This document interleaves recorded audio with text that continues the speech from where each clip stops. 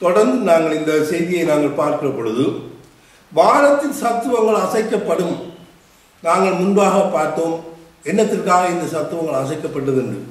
இந்த பூமியை தேவன் நமக்காக படைத்தார் என்று யோபு புத்தகம் 38ஆம் அதிகாரத்திலே நாங்கள் வாசிக்கிற பொழுது 7ஆம் வசனத்தில் அவர் அப்பொழுது விடியற்காலத்து நட்சத்திரங்கள் ஏகமாய் பாடி தேவபுத்திரர்கள் கம்பீரித்தார்களே. அவர் பூமியை அஸ்திவாரப்படுத்தின பொழுது இந்த தேவபுத்திரர் எல்லாரும் அங்கே கம்பீரித்தார்கள்.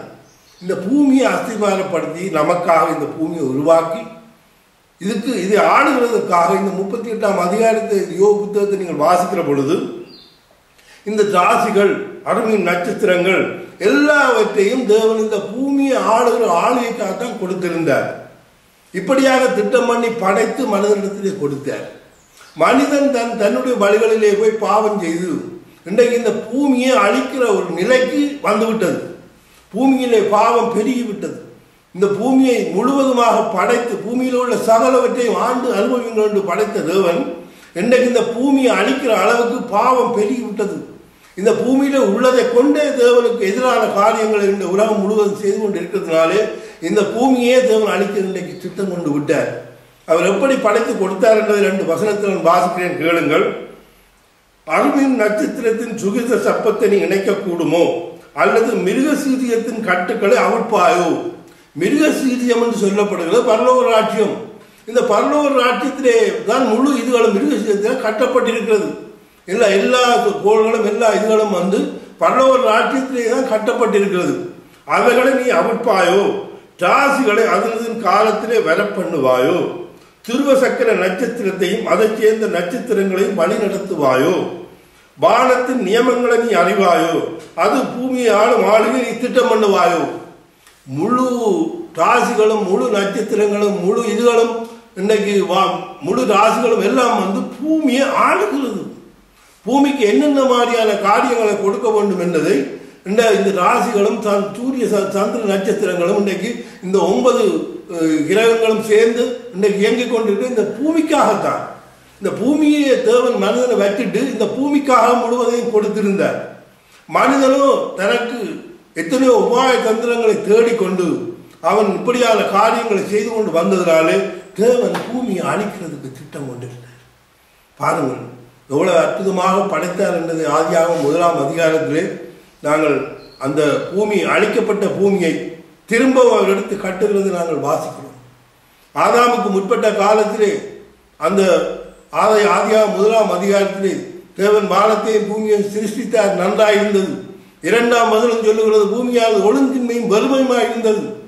இதற்குரிய காரணம் ஏதோ நடந்திருக்கிறதை நாங்கள் வாசிக்கிறோம். கேருப்பின் காலம் அது. அவனுடைய காரியங்களினாலே அழிக்கப்பட்டு திரும்ப இந்த பூமியை எடுத்து புனரமைத்து கட்டி ஆதாம் ஹவ்வாளை வைத்த சம்பவத்தை நாங்கள் ஆதியாகமம் 1ஆம் 2ஆம் 3ஆம் அதிகாரத்திலே வாசிக்கிறோம். அப்படியாக படைக்கப்பட்டு வந்த எல்லாவற்றையும் செய்த தேவனுக்கு மீண்டும் அவருக்கு விரோதமாக கலகம் செய்து பாவம் செய்து இன்றைக்கு இந்த பூமியையே தேவன் 2 முறை தண்டித்தார். நோவாவின் காலத்திலேயே நீர்நாளை அழித்து மீண்டும் இந்த பூமியை 8 பேரை கொண்டு எழுப்பி கட்டினார். அதிலேயும் இந்த விலையிலும் சரிவரவில்லை. அதான் இயேசு இந்த உலகத்திலே வாழ்ந்த பொழுது சொன்னார், நோவாவின் நாட்களிலே நடந்தது போல மனுஷகுமாரனாகிய இயேசு கிறிஸ்துவின் நாட்களிலே நடக்கும். இது 3வது அழிவு வரப்போகிறது. 1வது அழிவு வந்தது ஆதாமுக்கு முற்பட்ட காலத்திலே நீர் தண்ணீர்களை இருந்தது நாங்கள் வாசிக்கிறோம். நாங்கள் இந்த மாசத்திலே வெளியிட்ட புத்தகத்திலே அந்த செய்தியை குறித்த ஒரு புத்தகத்தை நாங்கள் வெளியிட்டு இருந்தோம். அந்த புத்தகத்திலே முழு செய்தியும் இருக்கிறது. வடக்கில் ஒரு கிரகம் சர்வ வல்லவரின் நகரம். அந்த புத்தகத்தில் முழுவதும் விவரமாக எழுதியிருக்கிறோம். இன்றைக்கு 3வது அழிவு, நோவாவின் நாட்களிலே 2வது அழிவு. இப்பொழுது நடக்க போகிற அழிவு எப்படிப்பட்ட அழிவாக இருக்க போகிறது என்றால் 3வது அழிவு வந்து அக்கினிக்கிரியாக வைக்கப்பட்டிருக்கிற இந்த உலகம். இதை நாம் மறந்துவிடக்கூடாது. இந்த உலகத்தில் உள்ள விஞ்ஞானிகளாலே இந்த உலகத்தை அழிக்கிறதுக்கு எத்தனையோ அணு உலைகளும் எத்தனையோ வெப்பன்ஸ்களும் எவ்வளவோ எல்லாம் இந்த மண்ணுக்கடியிலே வைத்து இன்றைக்கு அதை காப்பாற்ற முடியாத அளவுக்கு ஜப்பான் தேசத்தில் இன்றைக்கு நாங்கள் பார்க்கிற பொழுது அந்த அணு கதிர்கள் எல்லாம் அடுத்த நாட்டில் உள்ள மக்களை கூட அழிக்கிறதுக்கு இன்றைக்கு சென்று கொண்டிருக்கிறது. சிந்தித்து பாருங்கள். உலகத்தின் நடவடிக்கைகள் விஞ்ஞானம் விஞ்ஞான வளர்ச்சி அடைந்தது நீங்கள் மாறுதட்டி கொண்டிருக்கிற மக்களே, இன்னைக்கு நாங்கள் சந்திர மண்டலத்திலே கால் வைத்து விட்டோம் என்று சொன்னீர்கள். சந்திர மண்டலத்துக்கு நீங்கள் ஏறி கால் வைத்ததுனாலே தான் பிரச்சனையை ஆரம்பித்தது போல இருக்கிறது. அது இந்த பூமியை ஆளுகிற ஆளுகை திட்டம் பண்ணினார்கள். மனிதன் அங்கே போய் தான் ஜீவிக்க வேண்டும் என்று விரும்பினார்.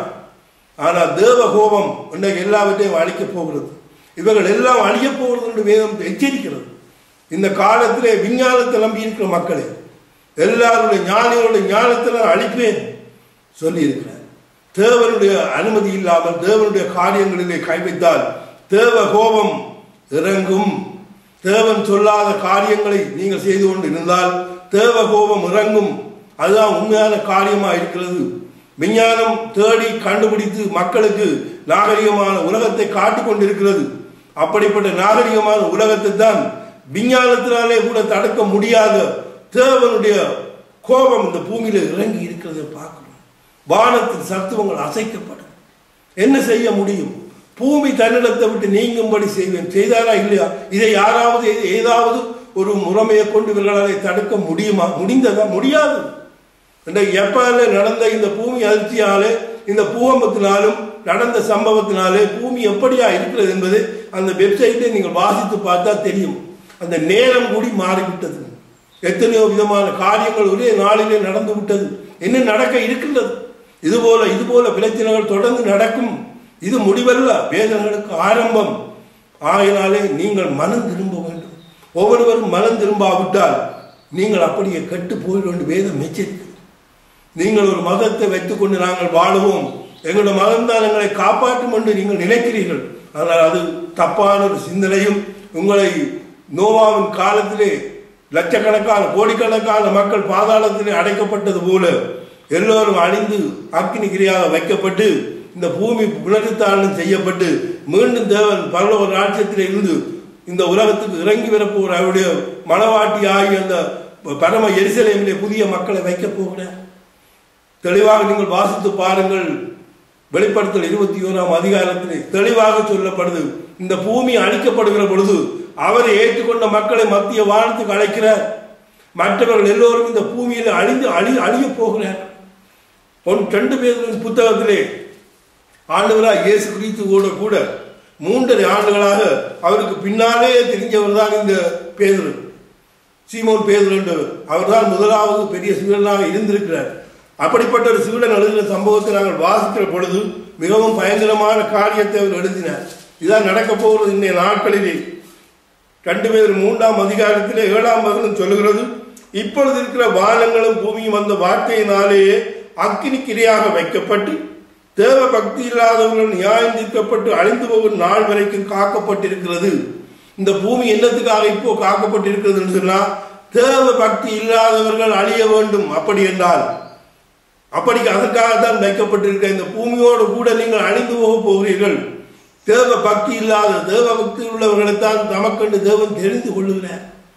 இந்த நாட்களில் நடக்க போறது நாங்கள் வாசிக்கிற பொழுது தாமதிக்கிறார் என்று சொல்லுகிறபடி கர்த்தர் தமது வாக்குத்தத்தத்தை குறித்து தாமதமாக இராமல் ஒருவரும் கெட்டு போகாமல் எல்லோரும் மனம் திரும்ப வேண்டும் என்று விரும்பி நீடிய பொறுமை உள்ளவராயிருக்கிறார். நீங்கள் பாவம் செய்து உழவெல்லாம் செய்தாலும் அவர் ஒரு தகப்பன் போல தன்னுடைய பிள்ளைகளுக்காக மன்னிப்பை வழங்க காத்து கொண்டே இருக்கிறார். ஆனால் அவருடைய வருகை கர்த்தருடைய நாள் இரவில் திருடன் பெறுகிற விதமாய் வரும். அப்பொழுது வானங்கள் மடமடம் என்று அகன்று பூதங்கள் வெந்து உருகி போகும். அதில் உள்ள கிரியைகளும் அழிந்து உரிந்து அதை நம்பி இருக்கிற வானத்தில் உள்ள பூதங்கள் எல்லாவற்றையும் நம்பி இருக்கிற மக்களை இவைகள் எல்லாம் வந்து அழிந்து எரிந்து உருவப் போகிறது. அவருடைய வாக்கு தத்துவத்தின்படி நீதி வாசமாயிருக்கும். புதிய வானங்களும் புதிய பூமியும் உண்டாகும் என்று காத்திருக்கும். இவைகளை காத்திருக்கிறவர்கள் நாங்கள் காத்திருக்கிறோம். நீங்கள் காத்திருக்கிறீர்களா? ஆயத்தப்படுங்கள் அன்பான சகோதரர்களே. இந்த ஆயத்தத்தை தான் இன்றைக்கு சொல்ல வேண்டும் என்று நாங்கள் சொல்லிக் கொண்டிருக்கிறோம். நீங்கள் இவர்களை ஆயத்தப்பட்டு இவர்களுக்கான காரியங்களை தேடி இவர்களுக்கான வேதத்தை எடுத்து வாசித்து தியானித்து இந்த செய்திகளை கேட்டு இன்னும் மற்றவர்களிடத்திலே சொல்லி நீங்கள் ஆயத்தப்படும்படி உங்களை நான் மிகவும் அன்பாக கேட்டுக்கொள்கிறேன். கர்த்தர் உங்களை ஆசீர்வதிப்பார்.